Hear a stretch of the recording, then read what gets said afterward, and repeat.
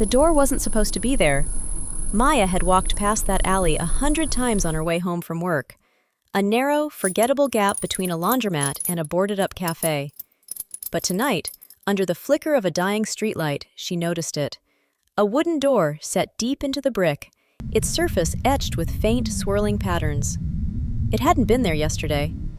She stood still, keys in hand, staring at it. "Do you see that too?" Maya turned. A man in a gray coat stood a few feet away, hands in his pockets. Early 30s, maybe. Tired eyes. "The door?" she asked. He nodded. "Yeah." "Okay, good," she said. "So I'm not losing it." "Not alone, at least." Before either of them could say more, a third voice chimed in. "Oh, wow." They both turned. A young woman, college-aged, bright-eyed, backpack slung over one shoulder, stood at the mouth of the alley, staring at the door like it was a miracle. "You guys see it too?" she asked. "Apparently," the man said. The three of them exchanged uncertain looks. Then, almost in unison, they stepped closer. The door opened without a sound. Inside was not an alley-side room. It was a library. Endless shelves stretched into the distance, lit by warm, golden lamps that seemed to glow without wires or bulbs. The air smelled faintly of paper and something older, something like memory. Maya stepped inside first, her footsteps echoing softly. "This isn't possible," she whispered. "Nothing about today is," the man muttered, following her. The younger woman lingered at the doorway, then grinned. "Okay, this is either the coolest thing ever or the beginning of a horror movie." "Let's hope for option one," Maya said. "Lena," the young woman added, stepping in. "By the way." "Marcus," the man said. "Maya." The door closed behind them with a quiet click. "Welcome," a voice said. They turned. An elderly woman stood between the shelves, her silver hair pulled back neatly, her eyes sharp and knowing. "You found the library between lives," she said. Marcus frowned. "The what?" The woman smiled. "A place where every choice you didn't make still exists." Maya's brow furrowed. "What does that mean?" The woman gestured to the shelves. "Each book here contains a life, a version of your life, one shaped by a different decision." Lena's eyes widened. "Like alternate realities?" "If you like," the woman said, "though we prefer to think of them as possibilities." Marcus crossed his arms. "And we can just read them?" "Yes." "And then what?" The woman's smile softened. "Then you return to your own life, with a little more understanding." Maya hesitated. "There's no catch?" "There is always a catch," the woman said gently, "but not the kind you fear."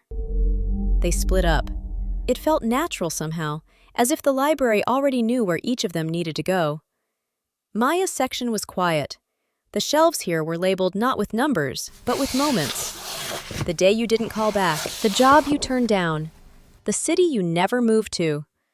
Her breath caught. She reached out, fingers brushing the spine of a book titled, "The Life Where You Stayed." Her chest tightened. 3 years ago, Maya had almost moved across the country for a job. Better pay, better opportunity. She hadn't gone. She'd stayed, for stability, for safety, for fear. Slowly, she pulled the book from the shelf. It was warm. She opened it, and the world dissolved. She was standing in a bright apartment, sunlight pouring through wide windows. Her apartment, but different. Bigger, lighter, filled with things she didn't own. Artwork, plants, books in unfamiliar arrangements. A voice called from another room. "Maya, you're going to be late." Maya turned. A woman stepped into view, confident, smiling, dressed in a way Maya had never quite managed in her real life. But it was her. The other Maya laughed. "You okay? You look like you've seen a ghost." Maya stared. "You're me." The other Maya tilted her head. "Yeah? I'd hope so." Maya felt something twist inside her. Are you happy? She asked. The other Maya paused, then smiled. Most days. That answer hit harder than anything else could have. Marcus found his book faster. He didn't need the labels. He already knew what he was looking for. The life where you stayed. He pulled it down without hesitation. 5 years ago, Marcus had walked out of a relationship, out of a life that had felt suffocating. He told himself it was the right choice. He opened the book. He was in a kitchen. Small, warm, lived in. A woman stood at the stove, humming softly. His chest tightened. Hey, she said, glancing over her shoulder.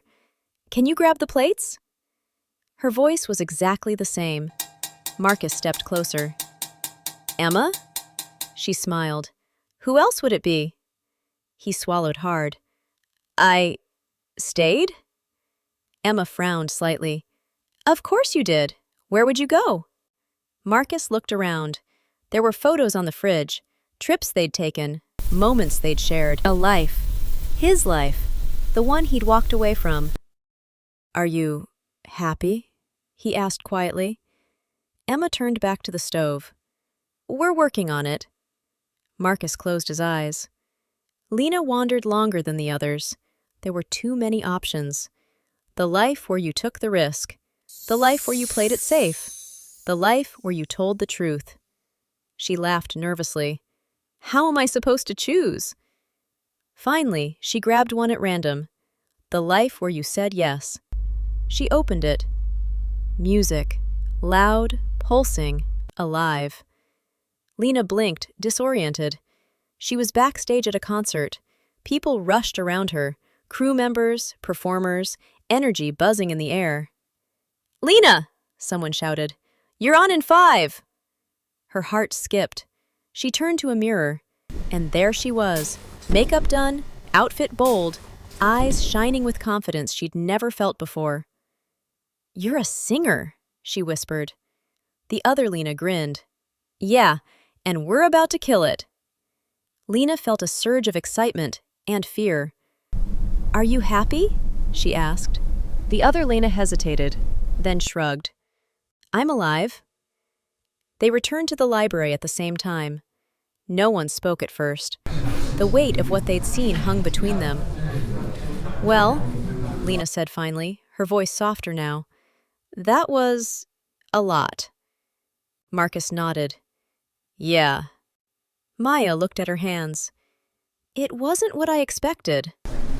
The elderly woman watched them quietly. What did you learn? Maya spoke first. That there isn't one perfect choice, she said. Just different versions of good. And hard.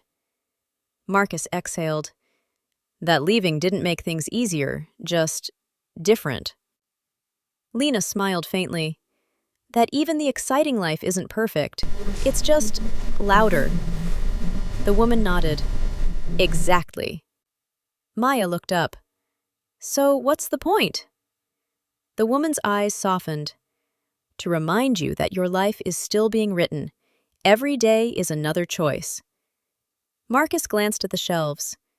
And we don't get to read ahead. No, she said, but you do get to decide what happens next. The door appeared behind them. Time to go, the woman said. Lena hesitated. Will we remember this? The woman smiled. Enough.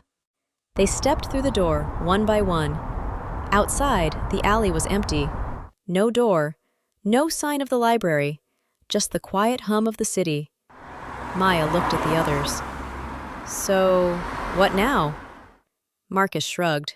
I don't know. Lena grinned. I think I'm going to start saying yes to more things. Maya smiled.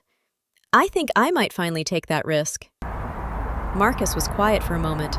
Then he said, I think I need to make a call. They stood there for a second longer.